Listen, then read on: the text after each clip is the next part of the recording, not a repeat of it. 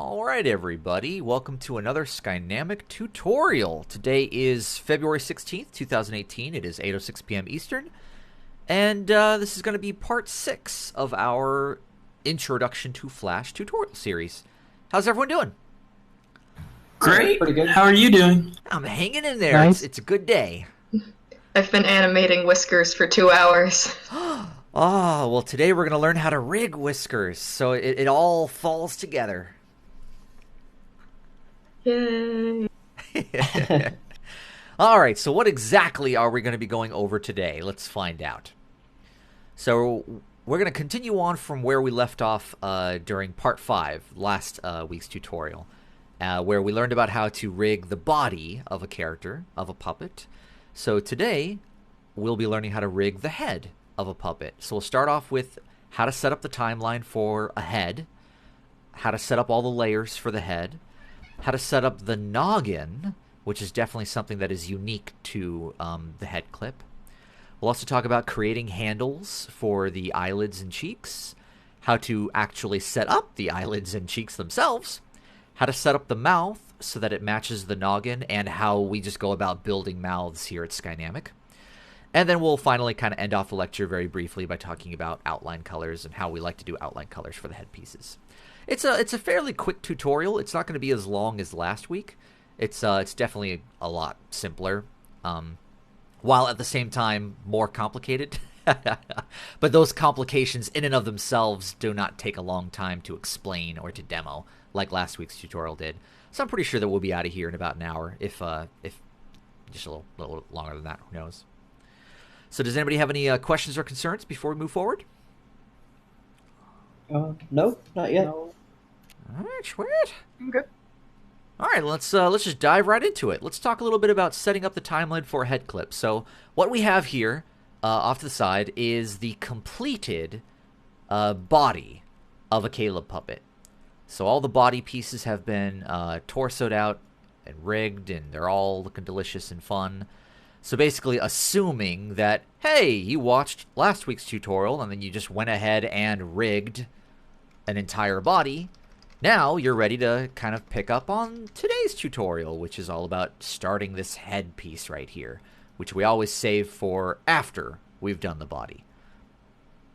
So I just have that right there. That way, once we are ready to get started puppeting, we can just dive right into it, which is going to be a lot of fun.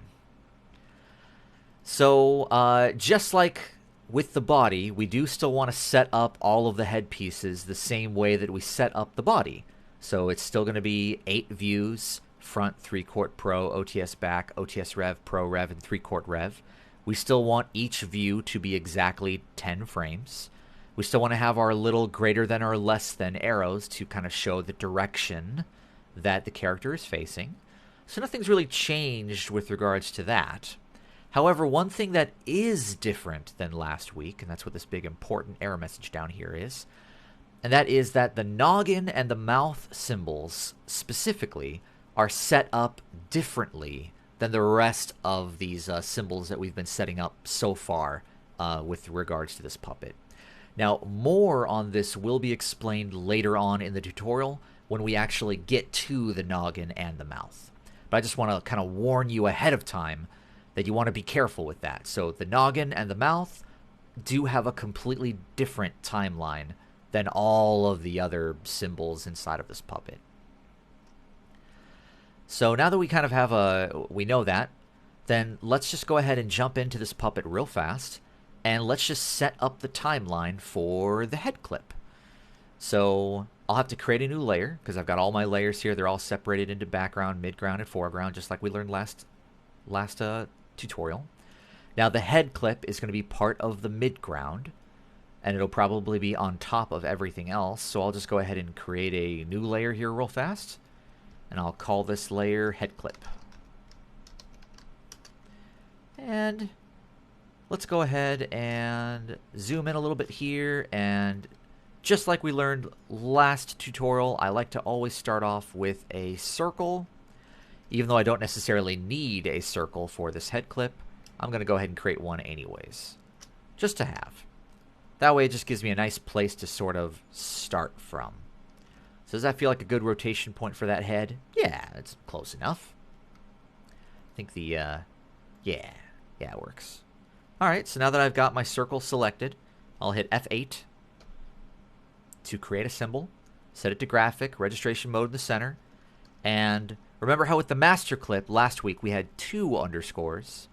However, we only want 1 underscore for the head clip. So we'll call this Caleb head clip, and we'll hit OK. There we go. So now I've got my Caleb head clip in here, which is great. And it's also in my library with all of my other Caleb stuff. And see how it popped up here at the top? Caleb master clip, Caleb head clip, which is only a circle so far, and that's okay. So what I'm going to do is I'm going to come up here. I'm going to grab these top 2 layers. Right-click, copy the frames. Double-click to go inside of my Caleb head clip.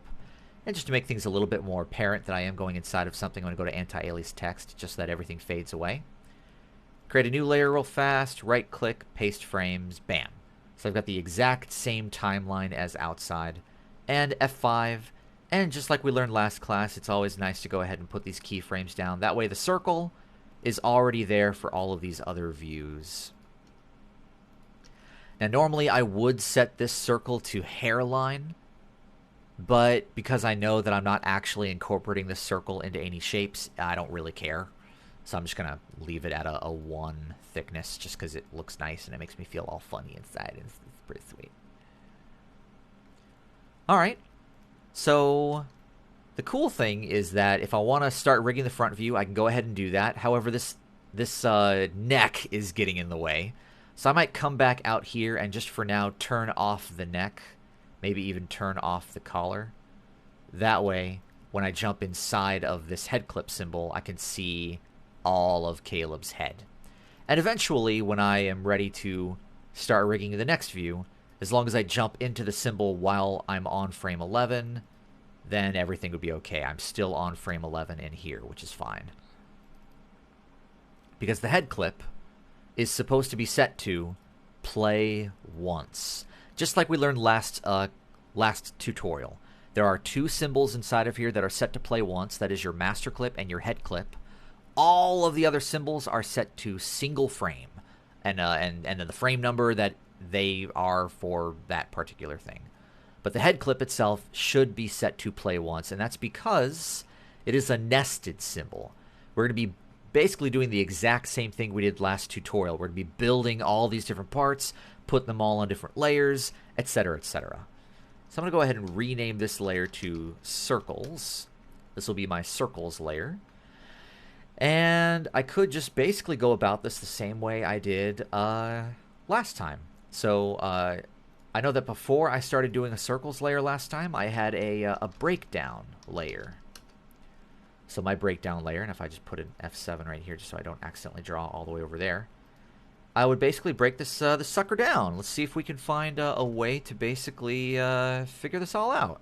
It's like, how would I break this down? It's actually pretty simple. The head clip is not as complicated as the body is, where there's a lot more ligaments, a lot more joints. The head clip is fairly simple. There really aren't that many joints in your head. So if I kind of lean away from the mic here for a moment, I would go ahead and probably create a shape for his noggin, which is this shape right here.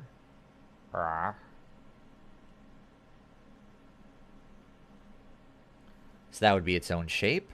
Probably be a shape for his ear. And I would probably want to circle that out.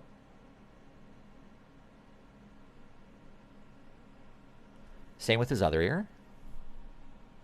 And same thing, you want to circle that out. His hair would probably be its own shape. And you don't really have to circle it. Just kind of do a sort of, just have a bit of overlap in there. You don't want to, don't want to have it connect perfectly with the head because that's just bad manners. And, grab a teal color. Then there'd be his eyebrows. And there'd be his mouth. And there'd be his nose, which would be a separate shape. And there'd be all of his eye parts, which in and of themselves would be separated into a multitude of shapes.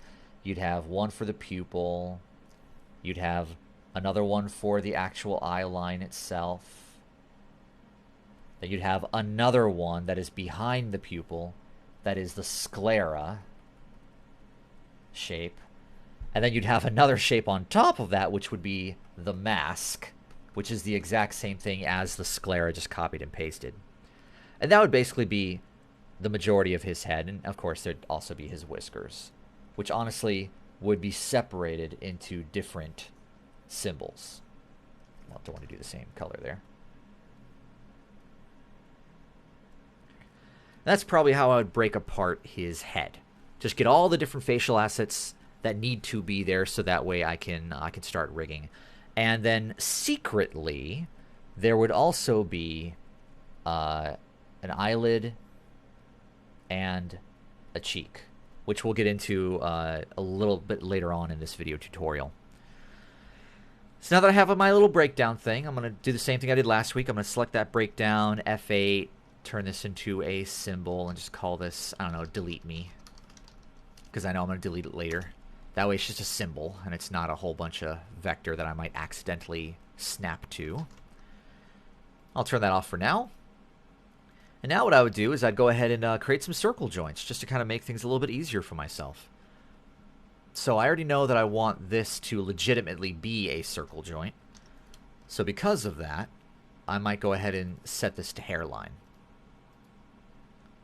And I don't know, I guess I'll set this to hairline too, just because I'm already there. And let's just kind of get this to be shaped a little bit better.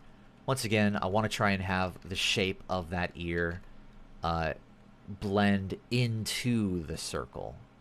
Kind of like that. Now what I could do is I could make this a little bit bigger. If I wanted to have it go from this point, I could just temporarily move the transformation point. That way it's going from the circle if I hold down Alt, like that. And just kind of get a good sense for this. I think that this would blend in pretty well. That way the ear comes down into the circle, and then this could kind of go a little bit farther out and kind of circle up into there, which would be really nice. So that'd be the circle for that ear.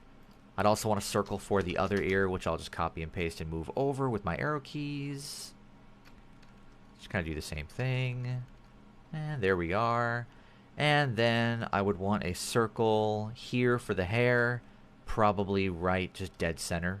Doesn't really matter. This isn't really going to have a perfect circle. I just want to go from the rotation. And I think the hair would rotate from the center, so I'll put the circle in the center. Let's go ahead and put a circle here for that cheek we're going to make later, and this eyelid we're going to make later. Eyebrows always rotate from over here, which you can check right now if you put your finger on your eyebrow and move your eyebrows around. You'll see that this part of the eyebrow doesn't really move that much. It's this part that's moving up and down to furrow your eyebrow. This part's pretty much attached to that head. So I'd put a circle right there for a rotation point.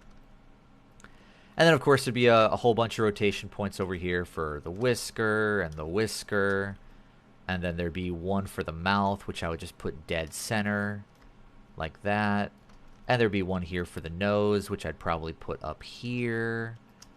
And then I would just keep going and keep going and keep going. And I'm not going to do all of them, but I've done enough to where I feel okay with moving on with this particular lecture.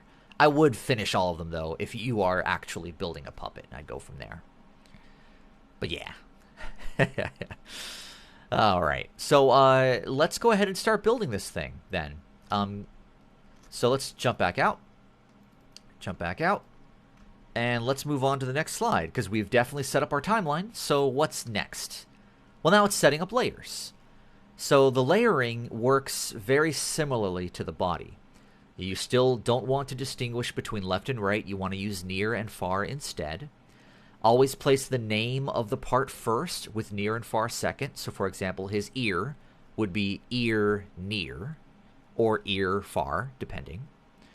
Also, like the body, it's extremely rare that all the views of the head will all fit on one layer. So just become comfortable with the fact that you'll have multiple layers for the exact same body parts. That way you can have other body parts overlapping other body parts depending upon what view we're looking at them in.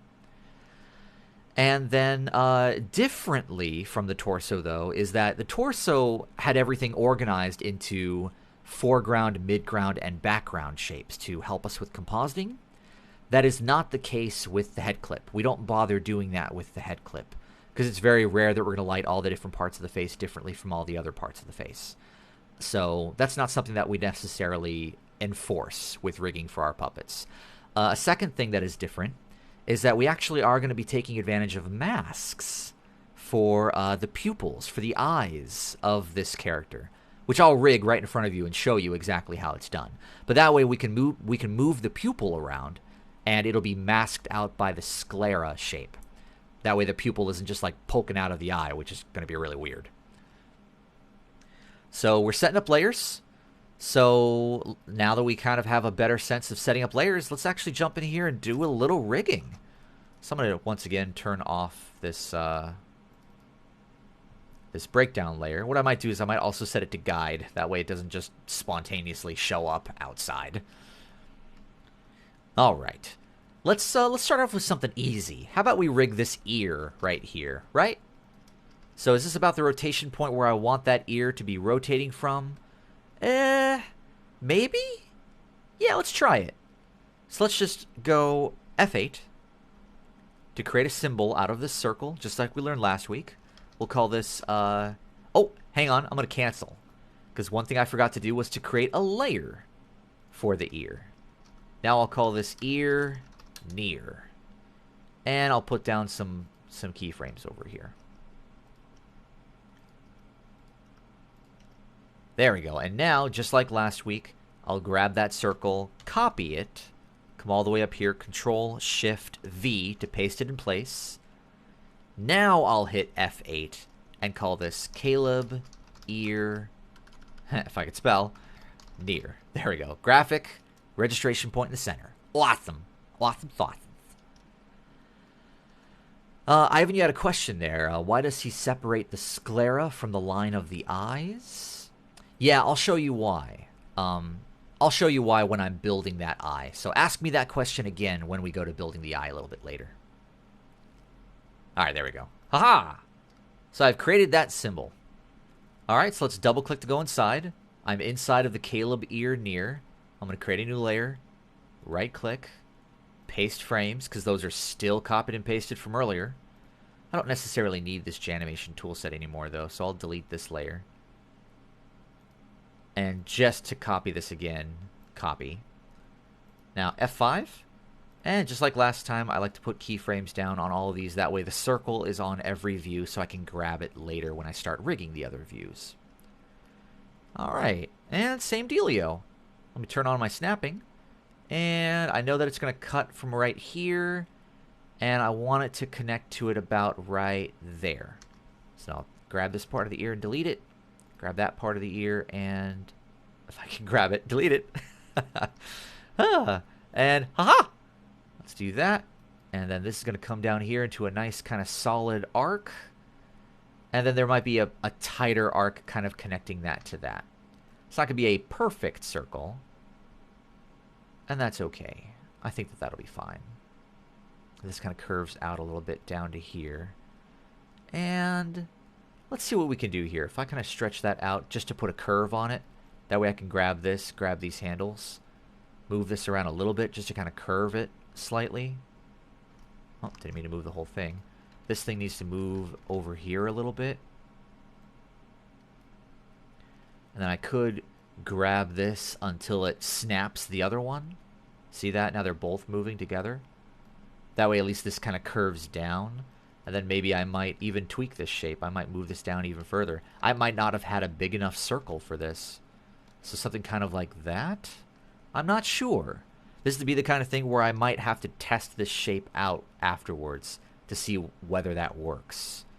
But for now, I'm going to go ahead and create this shape for the inner part of the ear.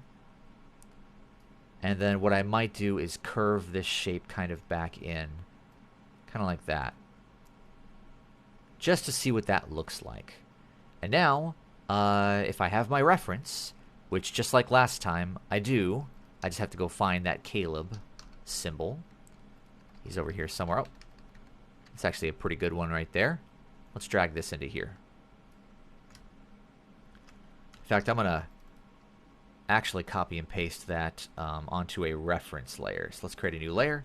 Let's call that ref, control V, and we'll kind of shrink that down a little bit and move him over here. That way he's off screen.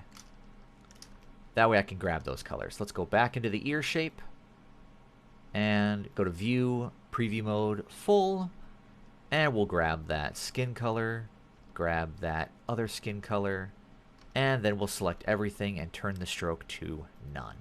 Double click out. So now we can kind of test this ear. How's this rotating? So see how it gets a little freaky right here with the way that I'd shaped that ear? It's looking a little bit okay over here, but even then it's not quite right. What if I were to move the transformation point over to here? What would that look like? Looks a little bit more natural. So maybe I'll move it over here. That's looking a little bit more like how his ear would move. I think that I could get away with moving it a little further out. That's feeling a little bit better. That feels about how his ear should be. Which means that when I created that circle, I probably should have created it right there. Knowing that, let's go ahead and come back down to this circle layer. I'm going to grab this circle and just kind of turn this back on for a moment. I know that it's right there. Right there. So this circle, if I just kind of move it back over to the same spot, see the transformation point, I'm moving that around. So if I turn that, if I click that ear again, bum, bum, but of course I need to undo that. Let's go down, click that again. Oh, almost up to there. It's pretty much in the same spot. So now that I know that it's in the same spot, what I can do is I can shrink this circle down to something like that. So this is the circle I should have used. That way, bam, that kind of goes into that circle. And look at that. That could even kind of shape the ear a little bit better as well. Just kind of have this nice big circle that kind of loops all the way back over there. It's okay for now, though, for the purposes of this lecture. I could jump back into this ear shape and just tweak the shape a bit. I could just start over, delete, delete. Or if I want to, leave it there. Double click back out. I know that I want this anchor point, this registration point to be right here. So if I leave my mouse right there, double click, select everything. Move this over to there. And now if I just move this until that's in the same spot, double click back out, double click that, and that way I could just move this ear right back to where it belongs. That way I've basically moved the registration point. Now it's permanently there like it should be. And I would still want to tweak this bottom shape. That should have a better curve to it. So that's the kind of thing where if I wanted, I could create a new layer here real fast, create a new circle with the stroke set to red and the fill set to none. Create a new circle here real fast. Double click this around and basically reshape that. So maybe if I instead curved it out from about here, what would that do? Double click back out, curve that around. Still kind of creates a weird lumpy shape when it rotates in like this. It might be the kind of thing where this ear, we would never really rotate it in. We would rotate it out, but if we wanted it to go in, instead of rotating, we would skew it back in and skew it down slightly like that to make it look like it was going back into the head. It's something that I'd have to deal with.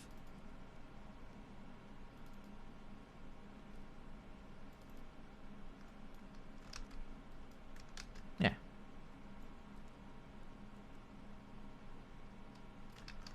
All right. Turn that off for now. And let's go ahead and just kind of keep doing some more rigging. What about this this top hair piece right here? Okay, well, let's select that circle, copy, create a new layer. We'll call this layer hair. Now, there is no near or far with his hair. It's just the hair, because it's just one piece. And it's always in the center of his head. So no need for near or far on this. We'll just call it hair. So let's grab that circle, copy, come up to the hair, Control Shift V, F8, Caleb, hair. All right, double click to go inside, create a new layer, right click, paste frames, F5, and then F6 so that this circle will appear in all the other views to make it easier for moving things around. Come back over here, and same dealio. I'm just going to delete the circle. And let's go back to preview mode anti-alias text. All right. Bum, bum, bum, bum, bum. This would come all the way down to here. And then probably curve out a little bit to like there. Let's kind of build this step by step. So that curves out. Kind of like that. Let's grab the sub-selection tool. Kind of move that over here. Get a nice curve on that. It looks pretty sweet. I want that to kind of curve down and connect into a nice smooth curve back in. And then that will kind of curve out to about here. Like that. And then create a kind of an S curve going back into this point right here. Going the opposite direction. And I might embellish that a little bit by grabbing these anchor points. And if Flash would let me grab the dang thing. There we go.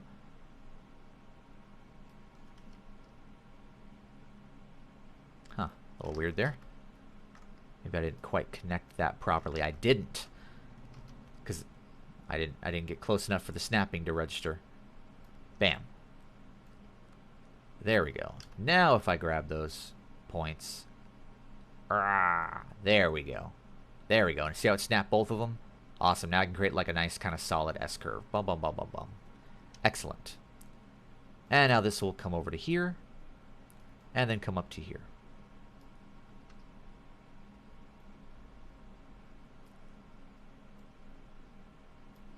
There we go. And I'll just go back to View, Preview Mode, Full to grab this skin color, and bam. I got a nice shape. So double click back out. And this shape is not meant to be rotated. His hair doesn't rotate. This hair is designed to be able to skew back and forth like that. And we could even hold Alt to have it skew like this as well. To have a nice sort of follow-through secondary action whenever he's moving his head around. Alright, sweet. Then I would rig the other ear, but I've already rigged one ear. You've already seen me do it. So I'll kind of leave that one alone for now. Let's rig one of the whiskers. That'll be pretty simple, right? So, same dealio. Let's create a new layer. Let me call this layer whisker. But remember, every whisker is going to be on its own layer because every whisker can potentially be animated separately from one another. So this might be whisker 1. Or, technically, it's near A. That way there's a whisker near A, a whisker near B, and a whisker far A, and a whisker far B. And that might be a good way of doing it. We'll take a look at the actual Caleb puppet after this to see how we went about naming that. But that's the way to go. Alright. So, let's go ahead and grab that circle now. Copy it. Come up to our whisker near A. Control Shift V to paste in place. F8. And same dealio. Always name the symbol the same name as the layer. Caleb whisker near A. Graphic, registration point center. Okay. Double click to go inside. And let's go ahead and create a new layer. Right click. Paste frames. F5. Same deal. F6, F6 all around.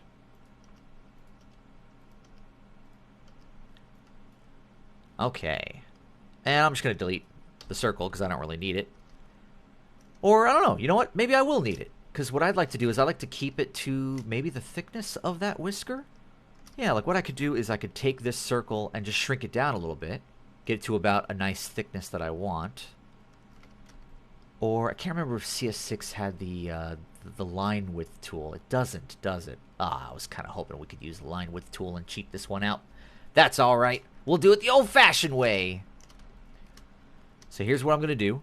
I'm going to draw a line across this circle. That way I delete that part. I just have that, and I'll go to preview mode full, anti-alias text to give you guys an idea of what I'm doing here. Then from this point, I'm just going to draw to there, and then from there, draw right back. And I'll just curve this whisker out, and curve this whisker out. Create a nice solid whisker shape. Now what I might do over here is I might, actually no, you know what, I really like the way that looks. I'm just going to leave that alone. Now, if we go back to view preview mode full, I can go look at our reference. And there we go. That's the color I'm supposed to have. So come back over here. And we will fill that in. There we go. Select everything. Stroke to none. Double click back out. And that way I have a nice whisker that's set up with a rotation right at the base of the whisker. And I would keep doing that with all the other whiskers, but I'm not going to rig all of them in front of you guys. You guys get the idea. So how's about let's do one of the eyebrows. So for the moment, I'm going to turn off the ear. Let's come down here and do an eyebrow. So same dealio, I'm going to create a new layer. It'd be above the ear. And let's call this a brow near. Just because I don't want to type out eyebrow. And same dealio, put these keyframes all the way over here. And grab this circle, copy, come up to the eyebrow layer, Control Shift V, F8. F8? Oh, okay, that took a moment. Caleb, brow, near. Double click to go inside. Same dealio, I'm going to set the preview mode back to anti-alias text. Create a new layer, right click, paste frames, F5, and F6 this so that these circles appear on all the different frames. Alright, I'm not going to keep the circle though. I'm going to start fresh. And now it's just rigging out this eye. Or not the eye, this eyebrow. Ah! So kind of do something like that. And I think I could do this in 3 lines. So, boom to there. And then to there. And there. So that looks like a nice eyebrow. Let's go grab the actual color for that eyebrow. Preview mode full. Nice dark gray. Come all the way over here. And fill. Double click back out. And that way now I have a nice eyebrow that's rigged. And I can even move it up and down as the animator. And there we go. Turn that ear back on. Okay, sweet. Alright, let's do the eye. Let's do one of the eyes and show you how we go about setting up eyes for our characters. Now I'm just going to go ahead and turn everything off. Turn the circles back on for a moment. But I didn't create any circles for the eye, as you'll notice. Now, usually, for me at least, the registration point for the eye parts themselves doesn't really matter, at least not to me. I've never really tried to have all of them have a good registration point because the eye is not an object that you rotate.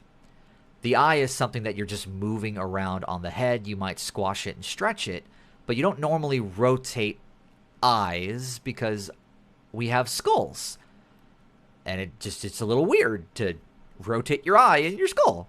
So as far as registration point is concerned, it doesn't really matter. So what I usually like to do when I'm rigging an eye is I'll just build the shape and then just turn the shape into a symbol and just go straight from there. So let's do that. Let's create a new layer. I'm going to create it above everything else again. In fact, I'll create it below the eyebrow because sometimes the eyebrow will go over the eye. And I'm going to create a bunch of layers actually because there's a whole bunch of layers. I want one for the eyelid, one for the sclera, one for the pupil, one for the mask. So I'm going to call this layer mask, but that's not good enough. Maybe I'll call this eye mask near. And then right here, I'll call this eye line near. And then right here, I'll call this eye pupil And maybe right here, I'll call this eye sclera. And once again, I have to have near on all of these. I didn't put it on pupil. Near. That way I've got a mask, I've got the eye line, I've got the pupil, and I've got the sclera. And let's just go ahead and put some keyframes down on all of these at once. Putting down keyframes. Okay. So let's start off with some of the basic stuff. How about we just create the pupil? That seems pretty easy, right? Just create myself an oval.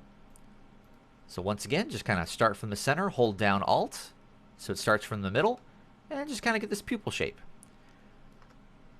And it looks like it's a little bit wider than a perfect oval. That's all right. Just kind of stretch that out. And there we go. There's a nice pupil. And maybe while I'm at it, I'll also create another oval inside of here. And just kind of rotate that a little bit. And create that nice spot for the eye. Kind of like that. Excellent.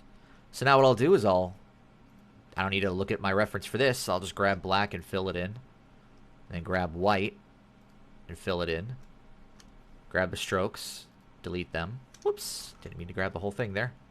Grab the stroke, delete, stroke, delete. Now I'll just select the entire thing and just hit F8. And we'll call this the same thing. Caleb, eye, pupil, near. That way I have a pupil. But now I need to double click to go inside of that shape and set it up. So right click, paste frames, F5, and same dealio. Put down your F6s, that way you're separating all these views from each other. Double click back out. There we go. Okay, so I've got a nice pupil. All right, so next up, let's go ahead and do the eye line. So eye line, that's going to be this whole black shape here. So let's go ahead and do that. So this will be a lot of fun. Let's go ahead and just start from here. And I'll just kind of create that. And then that. And then this. I think I could get the whole thing done with just 4 lines. Let's see if I can do it. It'll be my little challenge to myself. So try my best to curve them. All the curves are not going to be perfect, and that's okay. I'm just going to get as close as I can. Okay, so these ones are pretty good. This one needs some tweaking, though. So grab that, grab my handles. Get it so that they're both moving at the same time. And just do a little bit of tweaking here. See what I can do. So I can see this one kind of going back down a bit. This is what I get for trying to cheat. Probably should have just broken that up into one extra line to make that work. Man, grabbing handles and Flash, I forgot how annoying that was. I'll move the pupil down a little bit. Or not the pupil, the anchor point. Because I think that if I now move this anchor point back in, it'll tighten up that curve. Tighten up this curve. And there we go. Bum, bum, bum, bum, bum, bum, bum, bum, bum. This one, though, needs some work, though. So grab that. Drag it so that they're both showing. This one we probably need to drag in. Oh, man, grabbing anchor points is so... I forgot how annoying it was to do in Flash. Oh! Animate has spoiled me. Ah! Oh, you darn anchor points. There we go. And drag that. Thank you. Froze on me for a moment there. That was a little scary. There we go. So now I have a nice curve. Bump, bump, bump, bump, bump, bump, bump, bump, bump. Going around the whole eye. Awesome. Awesome saucins. Now let's do the exact same thing all over again. This time I've learned my lesson. No way in heck am I going to try to do that with such a small amount. So let's try going 5 lines this time. I bet it'll be a lot easier to do. Alright. So, yeah, look at that. Right from the get-go, that one's accurate. That one's close. It will need a little bit of tweaking. So this one will need a little bit of tweaking. But that one's perfect. And that's perfect as well. So really, it's only this one over here that needs a little bit of finagling. Oh, grab it. Grab it! Oh my god! Oh, there you go, okay. Oh, yep, just a little bit of finagling, and that was it. Piece of cake. Awesome! Okay. So, grab my delicious 0, and fill that in. Grab that line, and there we go. I've got my eye line. And then I'll hit F8, and name it. Caleb eye line near. Excellent. Bah-ha-ha-ha-ha. Okay. So I'm actually going to put that line on top of the mask. Alright, now it's the sclera. So, there's a couple ways that I can go about doing this. The way that I like to do it is I like to grab the eye line, of which I forgot to go inside of the symbol for the eye line and actually create these timeline. Can't forget to do that. Let's do that right now. There we go. F6, F6, F6, F6. Double click back out. There we go. Okay. And I'm going to create my mask. No, I'm going to create my sclera. Sorry. So sclera. There's a couple ways you can go about this. What I like to do is I like to take the eye line itself, which I always create first. I'll then copy that eye line symbol, come down to the eye sclera, Control Shift V to paste it in place. Turn everything off except for my sclera. So even though this is still the eye line, it's on my sclera layer. Then I'll right-click, duplicate symbol. And now I'll set this to eye sclera near. That way, this is now my sclera. And what I'll do is I'll just set this to white, and then fill it in with white. Double-click back out. Turn on my eye parts again, and there you go. I've got my eye line, and I've got the sclera underneath it. So far, so good. I think if I go back to my eye line, I think I missed a red stroke. I did. Let's just do it that way, and that'll turn it off. Still see a red stroke here. Where are you coming from, you little bastard? Delete. Or let's do this. Let's Control X, double click to delete, Control Shift V to put it back. There we are. Just don't want that red stroke there anymore. All right.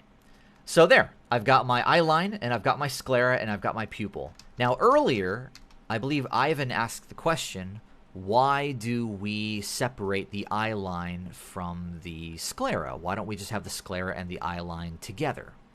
Well, one of the reasons why we like to do it is because, for one, every character has a different kind of eye, and we always like to try and have a separation between different parts of a character just to make it easier for future rigging.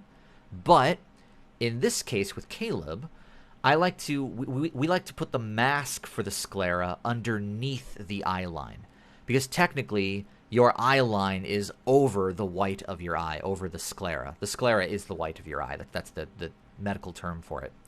So when we move this pupil around, we like the eye line to still be on top of the pupil. If we had the eye line and the sclera together, sure, we could just create a mask that would fit perfectly within the eye line, but then we'd have to like line up these two shapes absolutely perfectly. And when it comes to vectoring and lining things up perfectly, Vector does not like that. Vector likes it when you overlap shapes. So see how the eye line is overlapping the sclera. So we like to just try to rig things in a way to where things are always overlapping other things. Kind of like the way that we vector backgrounds and we vector other things in this program. We like things to overlap each other. Same thing with this. We like it when these are overlapping. That way the mask that I create will be the same shape as the sclera. In fact, I'll create the mask right now. All you have to do to create your mask is copy the sclera, come up here to the mask layer, Control Shift V. That's it. It doesn't need its own symbol. All you have to do is just set the mask to mask. And there. Now my pupil is being masked by the mask. So if I unlock the mask real fast, maybe set it to outline mode, if I move the pupil up here, lock it, and there you go. It's now being masked out so I can move his eye around, and it doesn't poke out of the eye. So that sclera shape is what allows us to have that masking to happen. Pretty cool, right? And that's how we rig an eye for animation. So if we turn everything back on, how's our character looking? a little freaky, but otherwise it's coming along okay. And then I'd kind of do the same thing for all of these parts on his other side of his face, but I'm not going to do that for this lecture just because you guys should have a pretty general gist of how to do it so far. Yeah. I would do the nose too, but honestly, I'm pretty sure you guys pretty much understand what the heck I'm talking about now. Does anybody have any questions or concerns about anything I've gone over so far before we move forward? Oh, makes sense. The rest of you? No. I'm good. All right, sweet. All right. Well, in that case, let's go ahead and jump all the way back out. And let's go to the next slide. So what's next? Well, let's talk a little bit about setting up the actual noggin itself. So, and for some weird reason, whenever I open this up in in Flash CS6, that box is always the wrong size. There we go. Ha. So, as hinted at earlier, we do set up the noggin symbol and the mouth symbols completely differently. And the reason why we do that is because there is a separate symbol for each view. Up until now, we've had all of the views inside of one symbol. But for the noggin and for the mouth, because we put lip syncing inside of there, and lip syncing is dozens and dozens and dozens of unique shapes and mouths, to try and put all of those mouths for every single view all inside of one symbol would be a little excessive. So we like to actually set up separate symbols per view for each one of the noggins and the mouths. So there'd be a front view noggin, a pro view noggin, an OTS view noggin, as well as a front view mouth, a 3/4 view mouth, a pro view mouth, etc., etc., etc. So because we have their own symbols, their timelines are completely different. Their timelines are actually set up for lip syncing. You'll have an up, which is 20 frames, a down, which is 20 frames, and a neutral, which is 20 frames, as well as an extra layer, which is about 20 frames. There really is no set size for that. You can make it any size you want. This one's 18 frames for some weird reason in this picture, but doesn't matter.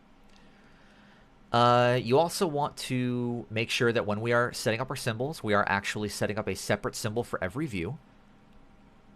We also like to rig the noggin so that the noggin has a jaw. That way, when the animator is creating custom mouths, we're able to move that jaw up and down. And it's not only custom mouths, it's also just the normal mouths that are rigged into the puppet for lip syncing purposes. We also like to move the noggin up and down with the mouth, just to make it seem a lot more real. Because, you know, our jaws are disconnected from our skulls. Like, our jaws are moving up and down when we're talking. And to help make our characters look more lifelike, to create that illusion of life, we do that with our noggins as well. So let's go ahead and jump back into the puppet and go back into that head clip.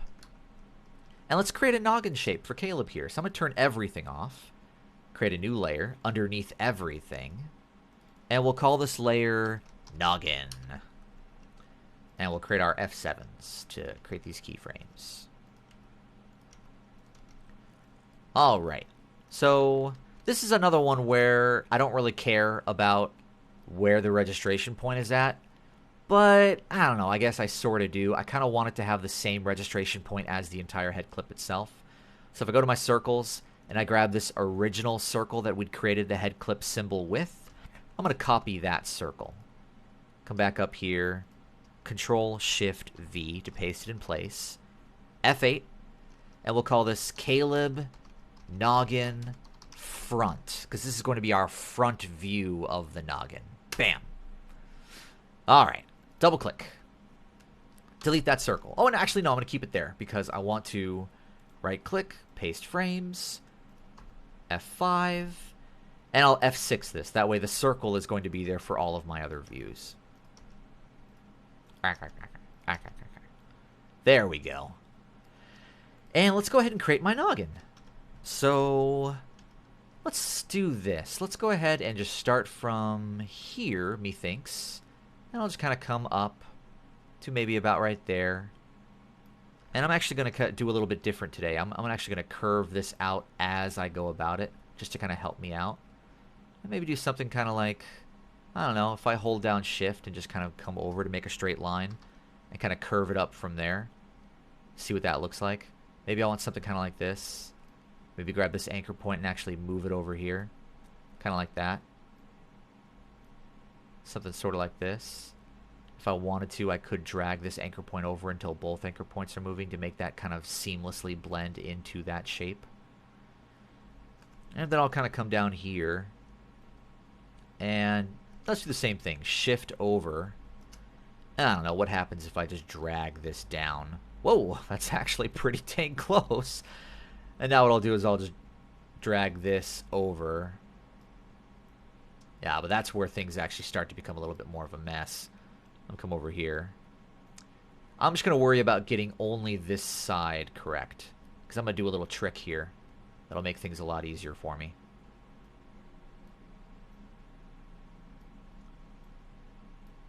Kind of like that.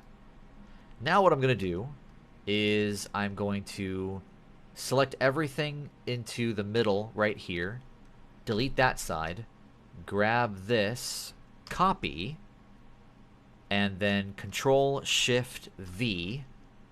So that way I've just pasted it right into the exact same spot. Now I want my snapping point to snap to this registration point right here. So I have to go to View, Snapping, Snap to Grid. And that way, snaps to the grid. Now that it's snapped, View, no wait, not View, Edit, no wait, where are you at? Modify, thank you. Modify, Transform, Flip Horizontal. Bam, it just flips it horizontally, perfectly along that registration point.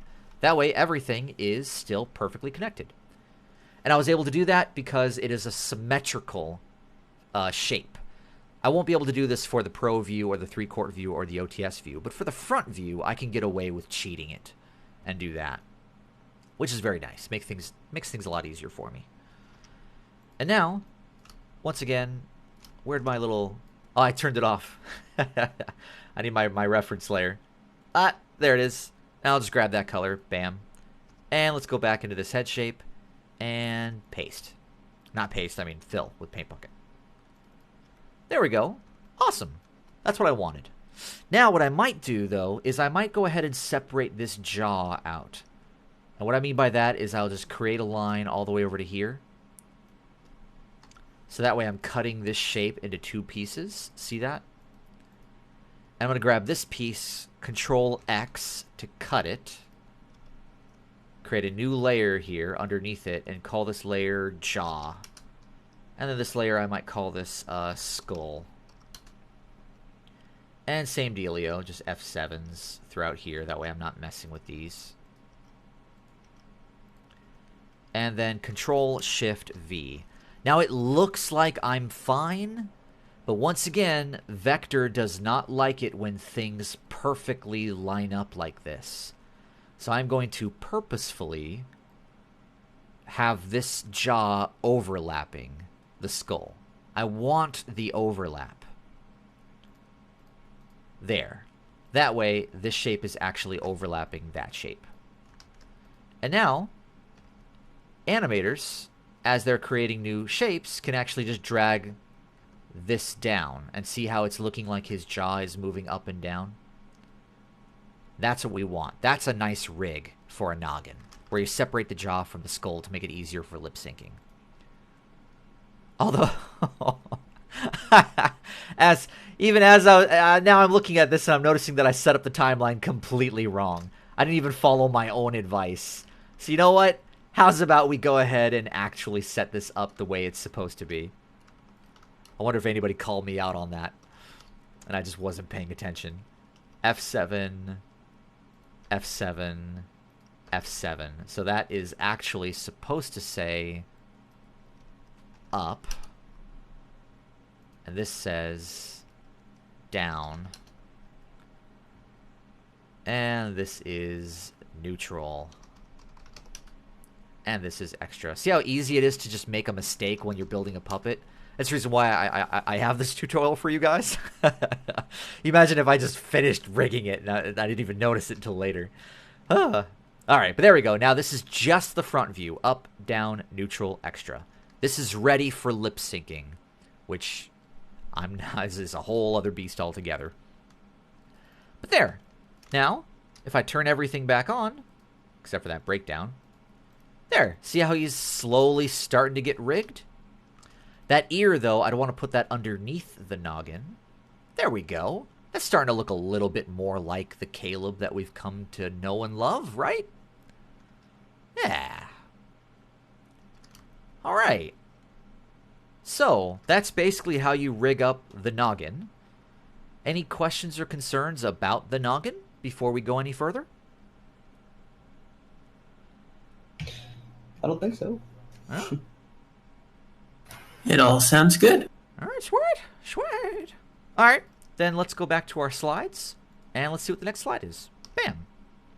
Okay, so let's talk a little bit about how to create handles, because as you'll notice, this turnaround of this puppet that we're rigging everything off of doesn't have any eyelids right now because he's not blinking. And it doesn't have any cheeks right now because he's not making any kind of emotion other than a neutral, slightly happy emotion. So puppet riggers are usually expected to rig in cheeks and eyelids into a base puppet. And we do the same with our base puppets as well. We like to at least have a blink, and we like to at least have some, minor cheek shapes, which I'll show you guys a little bit later. But because the neutral pose of the puppet does not have the eyelids showing and it doesn't have the cheeks showing, it means that we need to rig out symbols where the very first frame of that symbol has nothing on it. But that can be a problem, because if there's nothing on that frame, then technically that symbol doesn't exist. Like it's hard to find the symbol, that way we can click it. For example, I have an eye right here, and the eyelid is not showing and the cheek is not showing. But on the first frame of that symbol, we put a blank shape, a handle, which is otherwise it is known as a handle. So even though there's nothing here inside of this box right now, if I click, there actually is a shape there. And if I turn this to outline mode, you'll see. See how on outline mode it actually shows the little circles right there? That way, if I, the animator, want to suddenly have him blink, I just select this shape and change the single framing. Oh my god, the single framing to a different number, 2. And there, see how now it's animated, and now like I can actually grab this shape because it's a shape I can grab. 3, 4, 5, 6, back to 1. Same thing with the cheeks. Change it to 2, 3, 4, 5, 6, 7, 8, 9. Or back to 1, and it goes back to being a handle. So that means that if I double click to go inside of here, and I take a look at how this was all rigged, you'll see that the very first frame is just a circle where the fill has been set to a 1% alpha. But even then, that could be set to a 0% alpha, and it would still be fine. It's still there. I can still click it. Same thing with the cheek. If I go inside of the cheek, there's nothing here. But no, there is. It's just a circle where the fill has been set to a 0% alpha. And that just allows there to be something that the animator can grab onto to animate. And we call that handles. So now that we know a little bit more about handles, let's go and actually create some eyelids and some cheeks for our puppet. So ideally, like I said earlier, puppet riggers are expected to, at the very least, rig in a basic blink and some basic cheek shapes, just to kind of help out the animator with some of their animation. Now, your average eye blink is 5 frames. It is an open eye, a 1/3 down eye. You'll see that these dotted lines are breaking up the eye into thirds, 1, 2, 3. So 1/3 down, then all the way down, but only lightly resting. And then one more down where it really squashes down like the character is shutting their eye really hard. And then you go 1/3 up. and that would create a nice eye blink. Now, the reason why we go 1/3 down starting off is because we want to ease out of the opening eye. And the reason why we go 1/3 up is because we want to ease out of the closed eye. That way, even though it's blinking and it's happening very quickly, it's going to have a nice kind of sense of easing to it, which is going to make it seem more real. And same thing with cheeks. These are just some examples of some of the basic cheeks you could rig into a puppet. These are the ones that we normally rig in, these 4. Actually, we go way further than that. We rig like another 5 in there as well because we're crazy. So now that we kind of have a better sense of how these eyelids and cheeks are set up, let's actually come over here and let's rig in an eye blink and a cheek. So let's create a new layer. I'm going to create this layer right beneath the eyebrow, because the eyebrow would still be on top of everything else. So I'll call this, let's call this eyelid near. Eyelid near.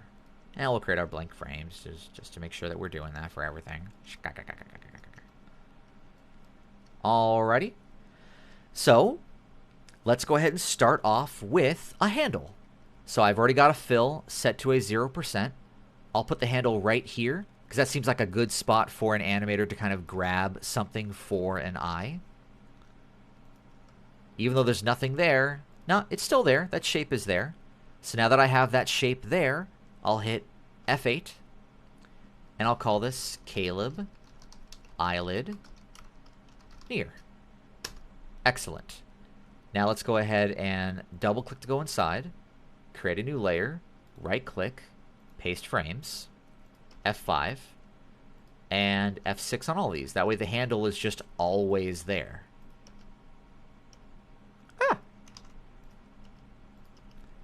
Okay.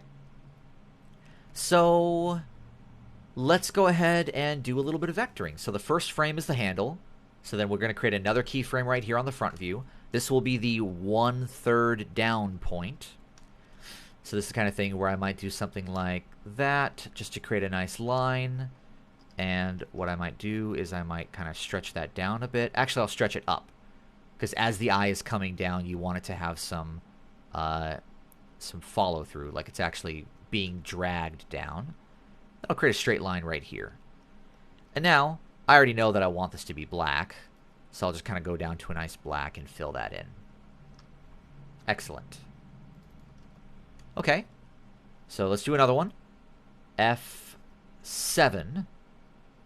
Oh, yeah, and I gotta make sure that I don't have that handle on that frame. That way, bam to bam, bam to bam, bam to bam, bam. Next one. So this is the lightly resting pose. So what I might do is draw another line and kind of drag this down so that it has like a nice resting pose to it. Same thing, connect it. Drag it down again to create a nice sort of resting eye. I've already got my black selected, fill it in. Excellent. So done, done, done, done, done, done, done, done. Alright. F7. Same dealio. I might turn on my my onion skinning, just so I can kind of see what's going on here. So it's going to squash down. So straight line. Let's squash it down. Kind of like that. Fill it with black. But I want it to actually squash down, so it might be down here. Bum, bum, bum, bum, bum, bum, bum, bum, bum, bum, bum, bum. Alright. F7 again. And same dealio. Just kind of have it go 1/3 back up. And this time it'll actually drag down in the other direction. And connect that up. And fill it in. I think that one might be a little too thick, but I can always tweak that later. Yeah, I actually like the thickness. So I'm actually going to thicken this one up a little bit more to match that thickness. And there we go. And then I would just go F7 right here. That way, bum. Okay. So I've got the eye line, or at least the black part of the eyelid itself. Now I need to actually cover up this eye with some skin to make it actually look like he's closing his eye. So I'm going to create a temporary layer up here just for the moment. Grab my circle tool, my ellipse tool, and I'm just going to create an ellipse. And I'm just going to make sure that it covers his eye. But I can kind of shrink this down a little bit. As long as it's just covering up his entire eyelid, then I'm okay. And I could probably push this up a little bit. And maybe even skew it over. And then push it back up. There. As long as it's covering the whole eye, I'm okay. Excellent. Just because I have a little bit, I just want that to be a little bit higher. There we go. All right. Okay, excellent. So now I'm just going to Control X to cut that. Delete that temporary layer. Come back over here. Control Shift V. Control Shift V. Control Shift V. Control Shift V.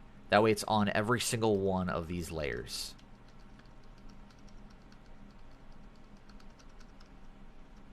Okay. Now what I'll do is I'll grab this eye color, fill it in, and I can still, I could just grab this, connect it right there, so I can grab this and delete it. Ideally, though, you would want the eye to actually cover all the way over, so maybe right here I'll grab this anchor point and delete it. That way it covers into there. See that? Same thing. Come over here, fill that in. I'll probably fill in the bottom part too, to be honest with you, because that eye is closed. Same thing here. Fill in the entire thing. Double click. Oh, whoops. Sorry. Oh, man. Flash. I do not... I'm realizing now I do not miss Flash. I really like Adobe Animate. It's a far superior program. There we go. And we fill this in as well, but same dealio. We want the bottom part to actually be showing. So I'll connect that and connect that. Grab this part right here, delete it, and then double click the stroke. So there we go. And we have an eye blink.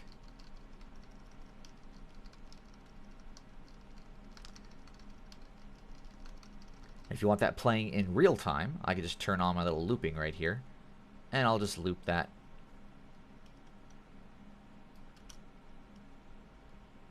And he blinks his eye.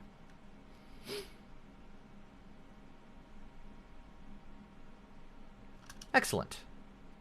And that's a nice little rig. Double click back out. Now, even though he's not blinking his eye right now, I can still grab that eyelid because I've got that handle shape right here. So I can still go inside and I can still mess with my eye. Excellent. Now I'll do the exact same thing for the cheek. In fact, I want it to be the exact same circle as over here. That way it's the exact same size. So same thing, grab a new layer. It would be underneath the eyelid. And I'll call this cheek near. And same thing, F7, F7, F7, F7, F7, and paste. That way I'll put this one right down here, where his cheek would normally be. And same dealio, F8, Caleb, cheek, near. Go inside of the symbol, create a new layer, right click, paste frames, F5. And F6, F6, F6 to create all these. Alrighty, so same dealio. We're going to create a new frame right here. And I'm just going to create kind of a I'm really tired, leave me alone cheek. Which is something kind of like this. Where there's like a wrinkle under his eye. And I know that all these cheeks have the dark color of his mouth. So I'm just going to grab that mouth color. Raise my saturation all the way, so boom, there we go. And fill that in. There we go. Like already he's looking kind of worn down just by having that wrinkle on his eye. He stayed up all night. He pulled an all-nighter. That's pretty simple. And then I'll go ahead and do F7 to make another one.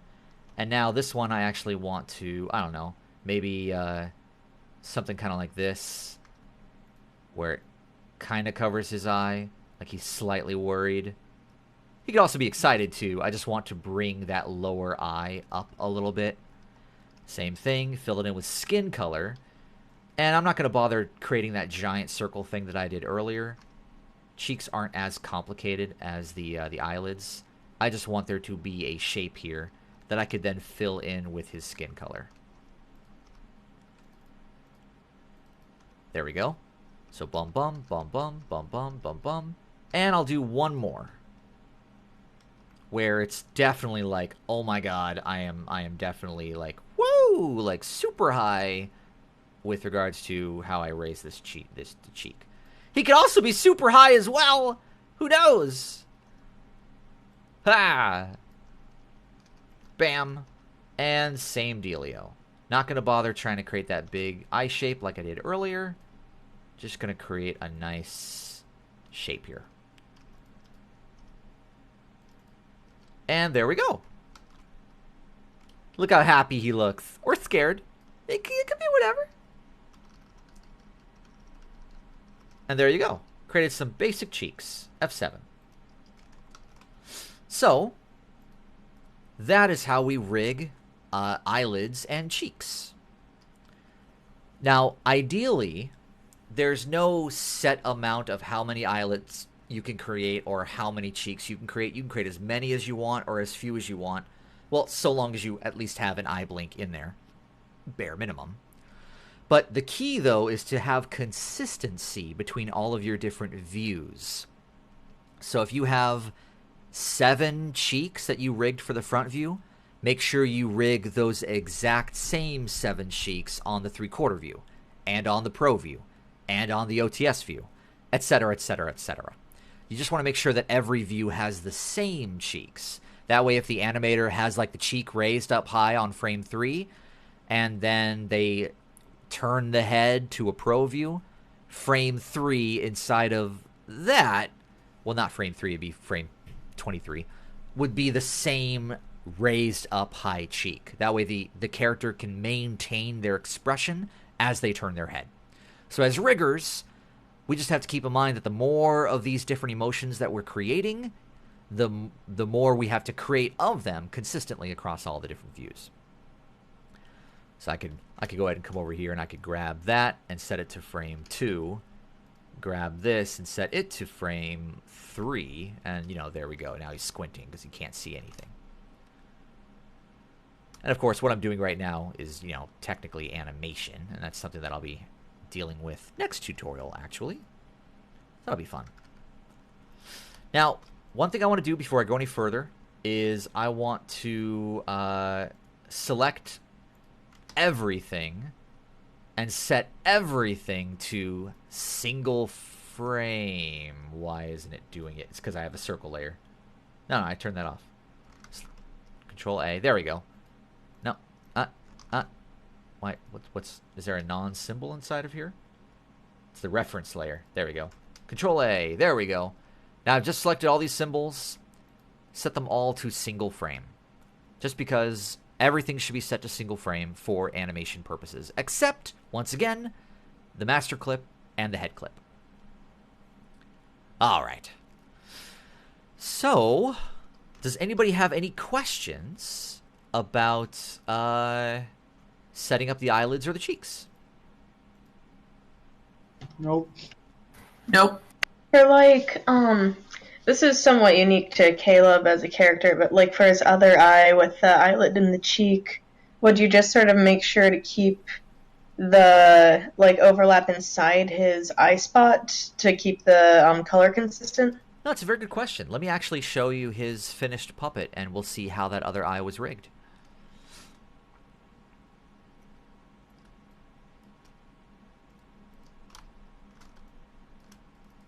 So here's his finished puppet with all these different head pieces.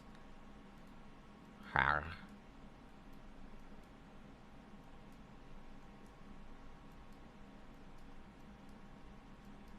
that's how we shaped the ears for his final puppet. They're shaped a lot better than what I just did in that tutorial. Yeah, that's a much nicer rotation too. Look at that. We knew what we were doing. So the way that this works is you'll see we still have these handles here. So inside of this handle, I've got, his eyelids. In fact, we rigged a couple of other eyelids as well. A super happy one and a slightly angry one. And then cheeks, we got a whole bunch of cheeks in here. So we did 10 whole cheeks for each one of these. And then, how do we do this one? So there's the eye, the eyelid. Let's jump into there. So we just colored the eyelid the color of his spot. And that's how he blinks his eye for that. Because that would make sense, right? Like, if he has a spot over his eye, it's basically coloring the skin of his eyelid as well, right?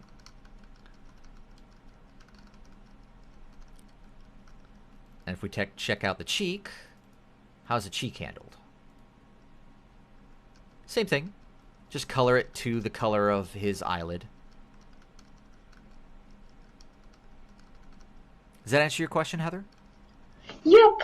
Sweet. I was actually making some cheeks and stuff for the animation I was doing, and I think his eye spot's a tiny bit off model because it was just way too close to the eye that it was hard to get all the points inside. Yeah, I can understand that. But the really cool thing with faces is that we go a step further with our puppeting when we rig puppets for Skynamic. Like, even the ears have multiple different ears inside of them so that we could swap between them because he's a cat. So we like to have those different ears in here for the animators. So we rigged these ears inside of here, and, you know, because we have the ear going backward on frame 2, that means that when we get to the next angle on frame 2 inside of this one, it's also going back. When we get to the pro view on the second frame of that, it's going back. So we have to be consistent. That's the idea. This one's going back. So consistency is what you want across all of your different views as you rig out all these different parts.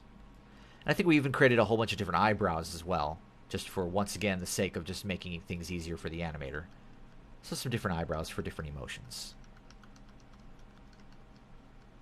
And once again, same thing. If I go to the last frame of this and it's this sort of furrowed, determined eyebrow, if I go to any other view, if I go to the last frame of that particular area, it would be the furrowed, determined eyebrow. Consistency is what we want for our puppets.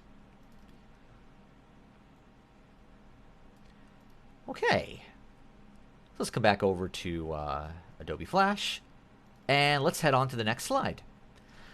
So let's talk about setting up the mouth. So like the noggin, there are also separate symbols for each view of the mouth. So we had a front view of the mouth, we'll have a 3/4 view of the mouth, we'll have a pro view of the mouth, etc., etc., etc. Because we have lip syncing inside of the mouth. So it's set up exactly like the noggin. It'll have an up, a down, a neutral, and an extra. There'll be an additional column, for which is the extra column. Each one will be 20 frames long. And we also like to rig the mouth so that each element of the mouth is separated from one another. Upper teeth separated from lower teeth, separated from tongue, separated from lips, separated from back of mouth. This enables the animators to kind of tweak and create new mouths on the fly, which is pretty awesome. So we mask everything to the shape of the open mouth. So this is what the mouth looks like masked. But when we turn the mask off, that's what happens. And it's just a freak nightmare. And, yeah, and that's how we rig the mouth. So let me go ahead and rig a mouth for you guys. And I'll show you exactly how it's done. So let's come back inside of here. And let's turn everything off just for the moment. That way I can just kind of see everything again. And I don't know, above everything. Yeah, just above everything, I'll just create a mouth. Don't know if I'm going to keep it there. I might move it around as I go about rigging all these other views. In fact, I'm just going to grab all these and drag them up. There. So let's create a mouth. So, yeah. Okay. Same dealio. I'm just going to go ahead and grab a stroke, set it to like a 5-point thickness. Oh, God, no. A 1-point thickness? Yeah. I like that. Set the cap to none. And I'll just basically use the stroke thickness as my mouth. Kind of like that. There we go. I'll just kind of use that as my starting point. So now what I can do is I can then grab this F8, Caleb mouth front, because this will be its own symbol. And just because I know I want it to mirror the noggin, I'm going to go ahead and grab the noggin, grab this layer, copy it, come back out, turn that off, grab my mouth, create a new layer, and paste it. There we go, F5. Now I'll just continue creating this shape. So I don't want to leave this as a stroke, so I'll go to Modify, Shape, Convert Lines to Fills. Bam. That way now it's not a stroke, it's just a fill. And now I can just kind of tweak this. So I'll set this back to hairline. And I want these like cute little cornery thingies on his mouth here. So let's just kind of create this over here real fast.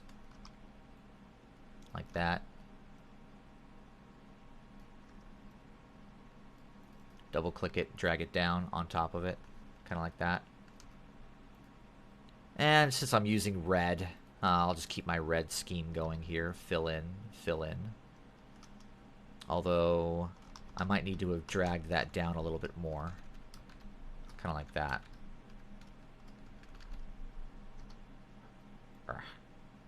It's because I have snap to grid turned on, isn't it? Yeah, it's annoying me. There we go. Okay, and then fill, fill. Don't need this little corner piece right there. And then double click to select the stroke and delete it. There we go. So I got that.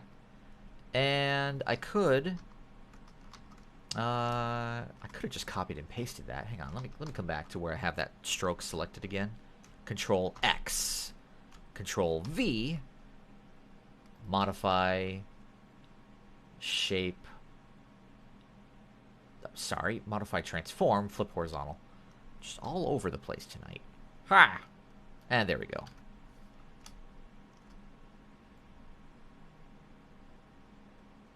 You know what I could do is I could just do the same trick that I did earlier. Because this is a symmetrical mouth. I could take advantage of that fact.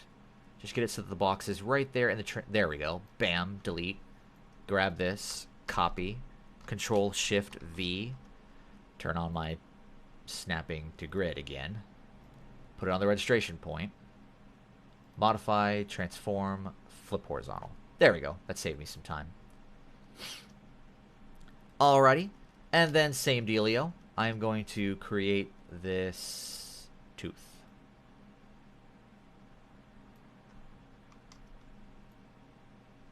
I like it to kind of curve. You shouldn't have a super sharp tooth. There's a bit of a curve to it. Just a nice little subtle curve down there. And his teeth are white. Pearly white. So, Alright, and now I can go ahead and grab his mouth color. Let's turn the reference back on, though. So that's this gray right here. And let's fill that in. Bam. And that too. Don't know why that didn't fill in. Must have had a slightly different red for those. There we go. Okay. Okay. So that covers the first mouth. But now that I have this mouth created, I can start rigging and creating all of the other mouth shapes for this entire mouth. So I'm going to call this layer lips. Then I'm going to create a couple other layers down here. Boom, boom, boom, boom, boom. I know that I want to have a mask layer. I want to have a teeth upper. I want to have a tongue. I want to have a teeth lower, which should be above the tongue now that I think about it. And I want to have a back of the mouth. So back. All right. And let's go ahead and start creating some of that stuff. However, it's a little difficult to do it without having other mouths to trace. So ideally, as a puppet rigger, I would have some reference that I already have, like that a character illustrator drew for me, which luckily I have. This is for the old Caleb puppet, but we have these mouth shapes already kind of drawn out that I can sort of use for reference, right? So what I might do is I might go ahead and create a new layer in here underneath everything. And for the moment, just call this layer reference. And I'll set it to guide. Then I'll drag this image in here. And just give that a moment. Now it's going to be pretty big. It's pretty gigantic. So I'm going to shrink it down a bit. Let's bring it over here. There we go. And now what I'm going to do is I'm going to put that inside of a symbol. Don't care about naming it because I'm going to delete it later. And lower the alpha of it so I can kind of see through it. Turn off my snap to grid because it's annoying me again. And let's just go ahead and increase the size. I want to get the size of the Caleb sketch to match the size of this Caleb sketch. It's not going to be perfect because technically the shape of this Caleb head is the old version of Caleb. But that's okay. Maybe instead of the head shape, I just want to get the mouth to match because the mouths are the same. Kind of like that. It could be a little smaller. And yeah, it's pretty solid. So that, and if I just sort of alpha it back in, yeah, that's about the size of his mouth. Okay, so now what I can do is I know that I want to rig all of these mouths, right? So I'll do this. I'll put a keyframe down here, which is already there. The next frame is going to be his next mouth, so I'll hit F6 on this reference. And I'll just drag the other mouth over here. There we go. Get it in the same spot. And then F6 again. Grab the next mouth and drag it over here. There we go. Kind of get it in the same spot. F6, grab the next mouth. And see how I'm just kind of setting up all of my mouths? And then F6 again, and we'll grab another mouth, etc., etc. Blah, blah, blah, blah, blah. And I would just basically do this for every single one of the mouths. That way, what is happening is as I scroll around, see how I've basically got these mouths ready to go right here?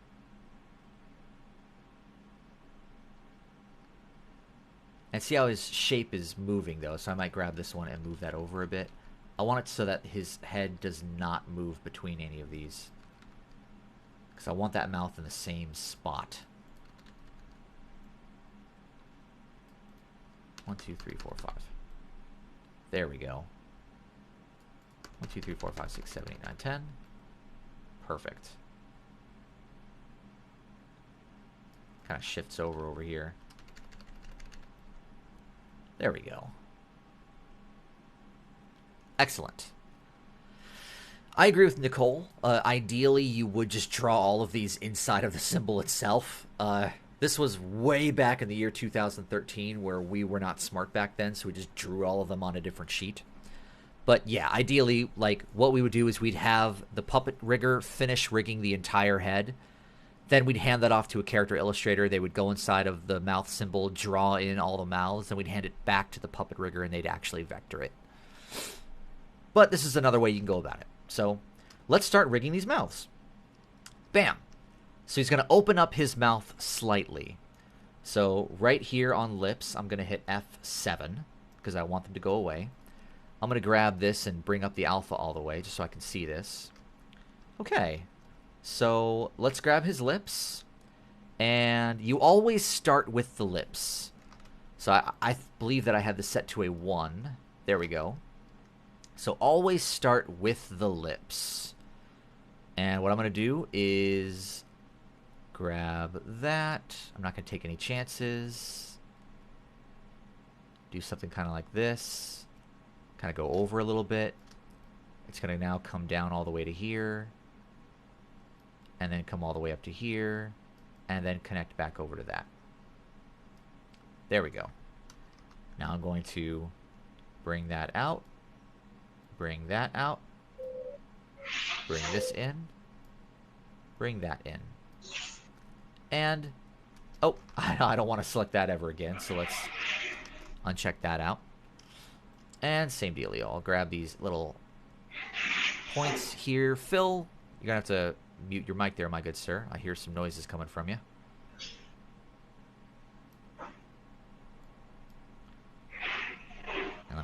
just mute him for the moment. Bum bum bum bum bum. Mutant, mutant, mutant. How do I... There we go. Sorry about that, Phil. Alright, and same dealio. Just grab these. There we go. That's a nice solid mouth. Bum bum bum bum bum bum bum bum bum bum. And same dealio with these little kind of curvy things over here. I'm not going to follow... I mean, well, no, maybe I'll just follow the sketch perfectly. Let's just assume that this artist knew what they were doing. So same deal. That's going to kind of be like this. Curve up a little bit. There. Curve it slightly in. I've already got my fill selected, which is not filling in for some weird reason. Did this not connect properly? Fill, fill, fill, fill. Close small gaps. Fill, fill, fill. What the heck? Oh, okay. Well, that's just flash glitching on me. There we go. And that would be kind of around here. And I might even like stretch that up a little bit. And then Control X, Control Shift V.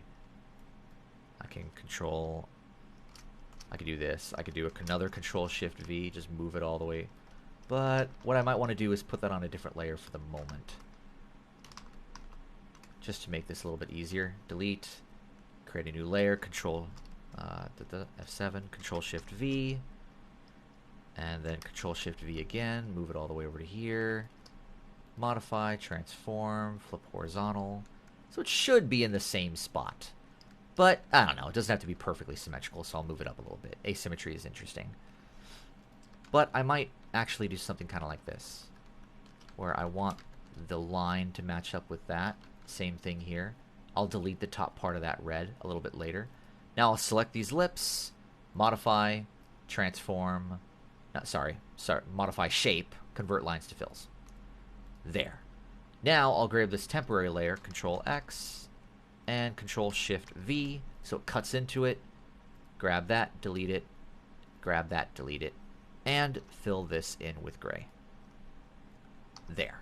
So I've got his lips. Now, what I'll do, put keyframes on all these, and I'm going to grab his teeth upper. Let's go ahead and model out his upper teeth. So let's go to another open mouth to kind of get a better sense for how these open teeth are supposed to be. Well, they're about the same, actually, so let's just do that. So let's just grab this, and I'm going to start modeling out his upper teeth. I'm going to start with a nice straight line up here, and come all the way down to here. But I might actually go a little bit higher. And kind of connect it to there. Now let's do this. Let's do... Yeah, actually that kind of works. And then that comes up to here. Let's just do one side, because I'm lazy. And let's turn that off so it's not getting in my way. So I want to round off the tooth a little bit. I want to round this off too. And I want this to come up like that. And let's actually tweak these little handles here to kind of get that a little nicer of a shape. Bum, bum, bum, bum, bum. And then his teeth should actually be a little rounded on the top. Kind of like that. So I might break my rule and actually create an S-curve here. Kind of like this. There we go. And just for the sake of doing what I want it to do, I'm going to go a little bit past this mark right here. That way I can then grab all this, once again get it to line up with that registration point, delete, grab that side of it, copy, Control Shift V. Is my snap to grid still turned on? Nope, turn it back on, snap it to grid, modify, transform, flip horizontal, and because that snap to grid always messes me up, I'll turn it right back off. And get those pearly whites. Bam. Excellent. So I've got his upper teeth. Now let's do the same thing with his lower teeth. Once again, I kind of want to go to an open mouth so I can sort of see those teeth a little bit better. Let's come down here temporarily. How does his lower teeth work if we look at some of his other mouths? Oh, well actually, it's on the one we're already on. Okay, So let's do that then. So same thing, we'll come all the way down to lower teeth. And same kind of dealio. I'm just going to draw a straight line. And I'm only going to deal with one side of it. So this kind of comes up. It's going to create a nice sort of curve right there. Let's do it step by step. So this kind of curves up. It's going to create a nice sort of curvy gap right here, which is definitely a lot sharper than that. Let me turn off his lips. Kind of like this.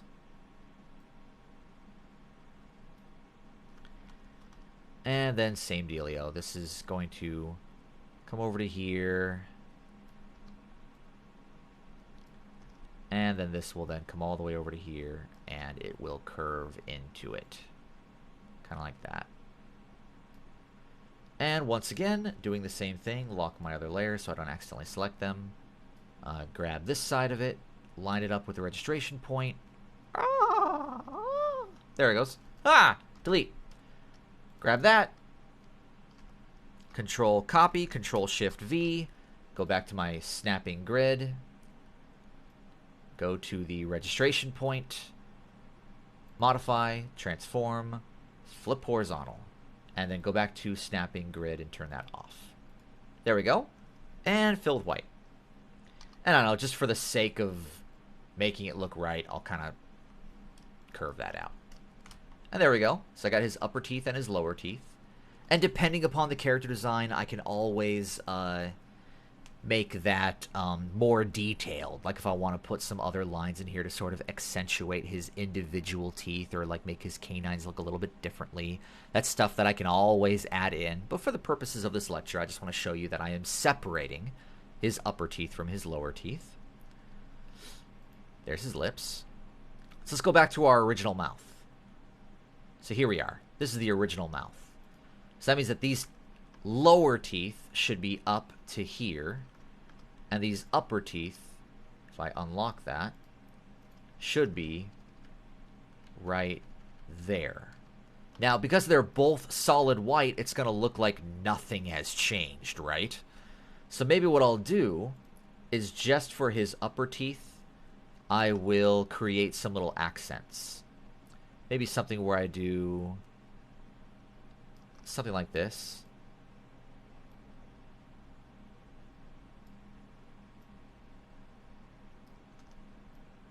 And have this sort of lower shape right here.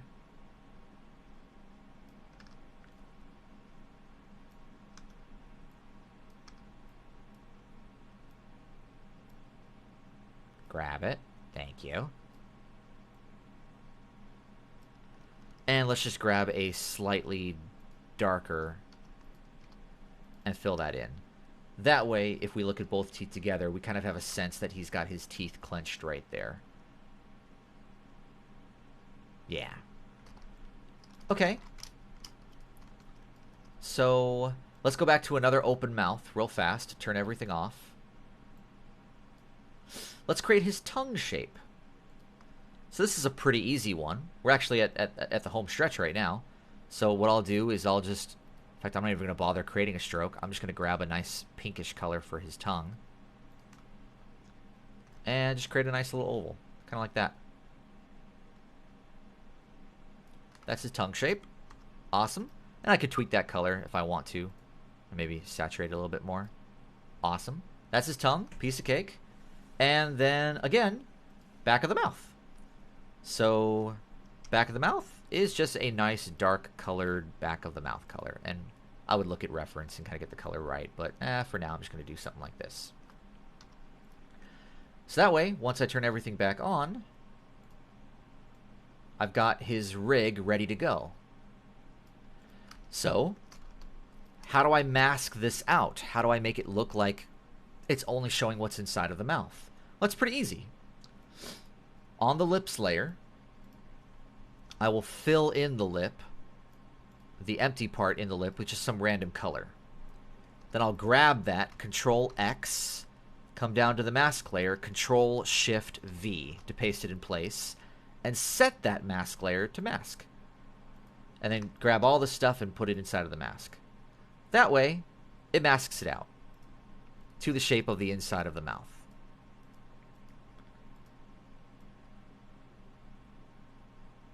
Let's do another mouth. Let's do the big open mouth over here. So let's go F6 on all these keys. Turn the mask off for the moment. Actually, I want to delete that mask because it'll be completely different. And F7 on the lips. And then turn everything off. Because now I have to create new lips. You always start by creating new lips whenever you're creating a new mouth. So let's create a new mouth. So I'm going to unlock the lips layer. Let's go ahead and create some new lips. I'm going to grab the color of his lips, though, just because I want to save some time. And I will, once again, set it to the same stroke width. That way his lips are always the same kind of thickness. So same dealio. Let's just kind of create a nice shape here. That's going to kind of come over to here. That's going to come down. That's going to come all the way over here. And let's connect that back up. So that curves out to here. That curves out to there. This curves down. And that curves down. And then same dealio. I'm going to create the exact same thing over here.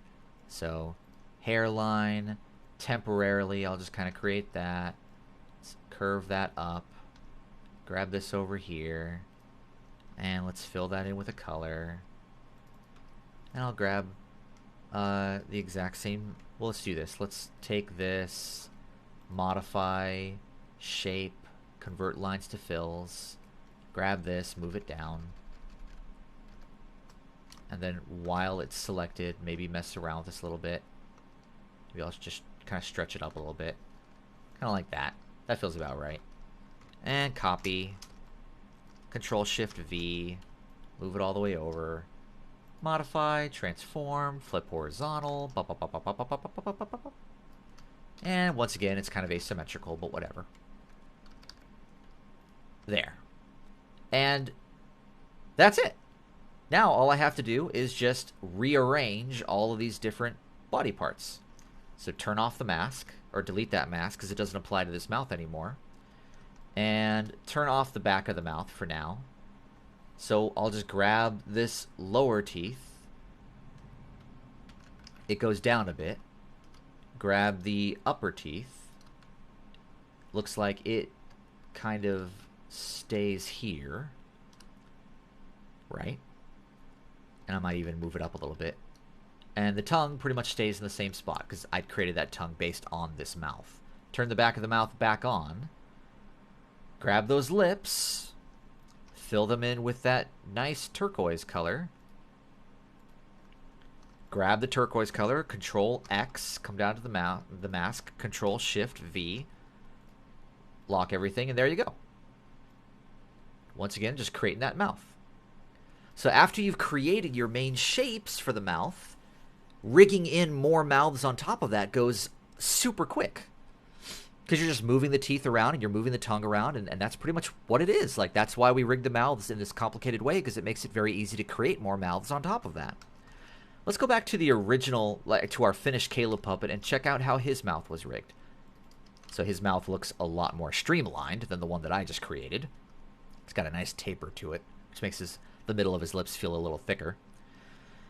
Now, as he opens his mouth, you can see that everything's working pretty nice. There's that taper I was talking about that we add in whenever the teeth are clenched.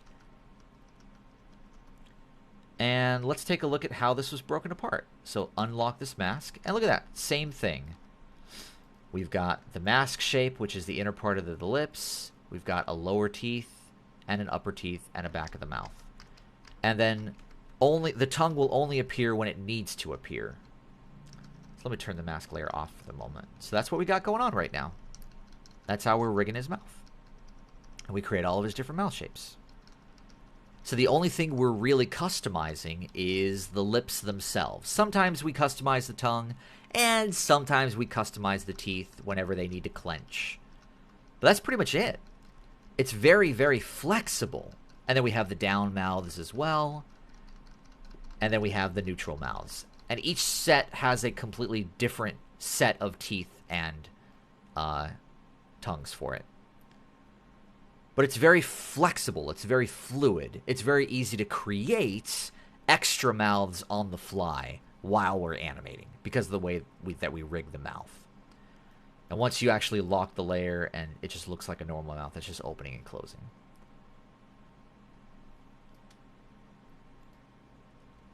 So let's come all the way back out here. So, any questions or concerns about setting up the mouth for puppeting? I don't think so. All right, sweet. Ha, I did just say a mouthful. Ah, Jack, silly goose. Well, all right. In that case, we just got one more slide to go through, and that will be it. So, outline colors. You finished rigging the entire puppet. You're ready to hand it off to the animator. Not quite. You just got to set up your outline colors. We like to have red set for the noggin, ears, nose, mouth, teal for the pupils, green for the eyebrows, purple or pink for the hair, purple for the non-human parts, blue for cheeks, eyelids, masks, and orange for sclera. So, this is the kind of thing where I jump in here, and oh, look, there's, let's go into the head clip and turn everything back on, except for our breakdown and circles layer. So the ear is supposed to be red. So double-click that, set it to red. There we go.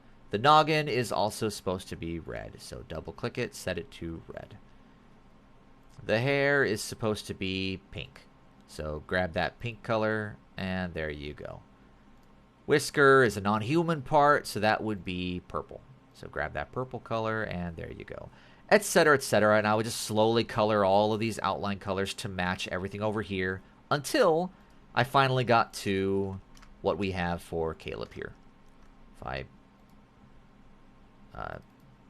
set his stuff. So there you go. And lock all the layers. There we go. That way it just makes it a little bit easier to visualize where all the different parts are at for his puppet. You'll even see the circles that we have for the handles for his eyelids and cheeks. And we didn't color those whiskers properly in this puppet. Technically, all those whiskers should be that purple color. That's something that we'll have to fix.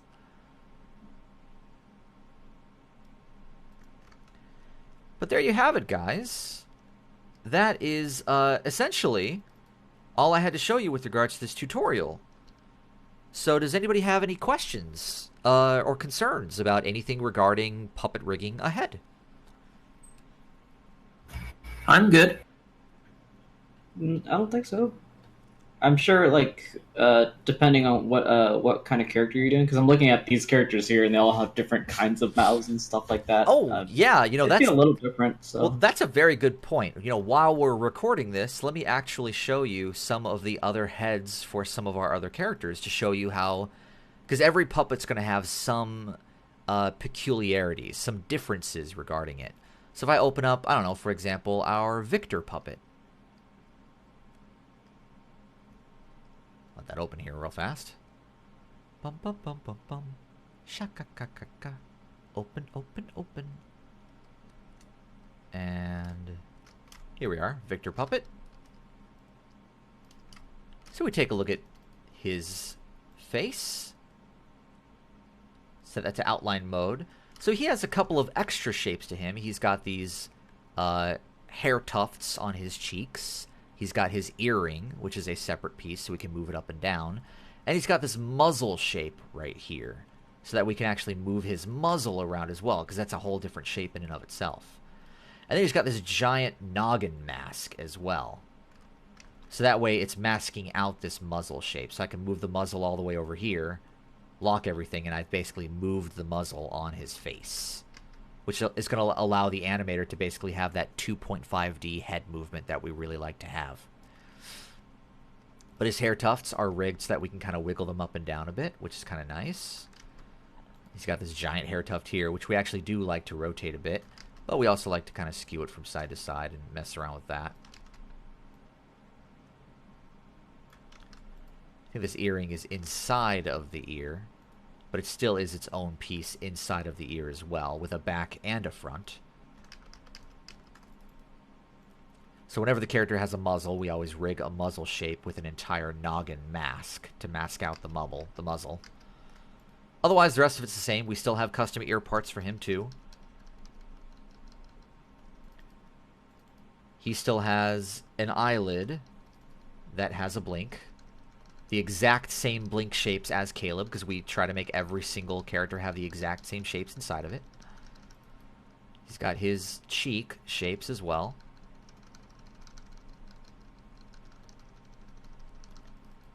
And he's got some eyebrows in here too. Once again, ending with that furrowed eyebrow. So same exact emotions as the other characters. If we close up Victor here. So yeah.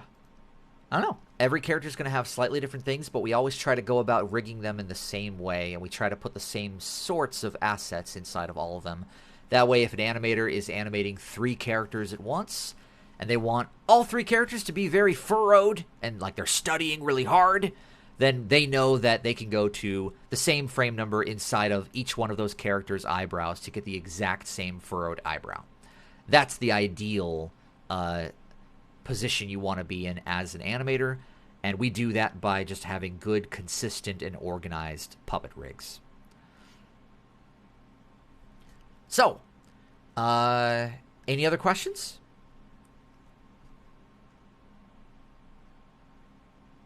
I don't think so. All right. Well, sweet. I know how in the beginning of the tutorial I said, hey, don't worry, guys. This will be a nice short tutorial. Well, 2 hours later.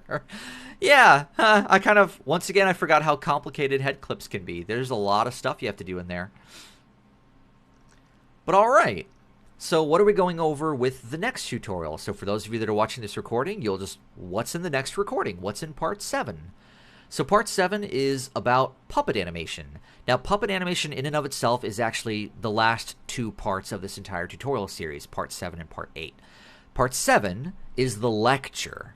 It's talking about how do we go about approaching puppet animation, and how do we, like, the entire pipeline of puppet animation. So I'll actually talk to you guys about the whole pipeline itself.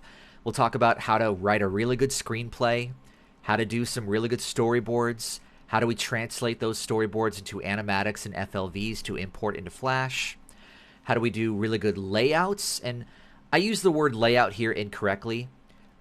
Layout is background as the official term. The word that I'm using it for here, layout, is for laying out your Flash file for animation. How do we, in other words, prepare a Flash file to hand off to an animator to actually start animating in? Setting up the timelines, putting all the assets in there, getting all the puppets in there, all that stuff. Then, how do we actually start animating? We start off with rough posing, then we do puppet posing, then we do extra parts, then we talk about breakdowns and lip syncing and in-betweens. And we'll go over the entire thing. It'll be about a 2-hour lecture. I'll show you a lot of animation examples as well. And that's basically what we'll be going over next week. Now, one thing that you guys might be a little sort of confused about right now is if you're watching this tutorial and you watched last week's tutorial for puppet rigging, all of the puppet rigging we've been doing so far has been very stiff. Like the character is in one pose. And if I come back over to Caleb here real fast, like he's fairly stiff. You know, how do we actually take this stiff puppet and actually bend everything and arc it and make it look alive? Is that even possible? Can you do that with this puppet? Well, yeah, absolutely. If we go to our tutorials in our public assets here, we go inside of our puppet rigging, I've actually got some animation examples here, which some of you will recognize. Some of you, this might be a new thing for you. But here's an example of Caleb from his promo. And this is using the exact same puppet. Well, it's our old version of his puppet, actually. And now you are safe. So you can get that puppet to bend and arc and move and be traditionally animated. And now you are safe. And then likewise, here's another one. This is from our trailer that we did for MomoCon back in 2014. So you can take these puppets and you can move them, you can bend them, you can arc them. And I'll show you how to do all of that over the next 2 tutorials. How do we take these stiff puppets and how do we move them? How do we bring them to life? And that's what the next 2 tutorials are all about. Split Paw, Land of Heroes. Well, I've actually never met any, but there's so many tales about heroes, there have to be some, right? So, let that kind of give you a little taste of what is to come. And that's it. We're done. Go and be free, everybody. Thank you so much for being here for this tutorial.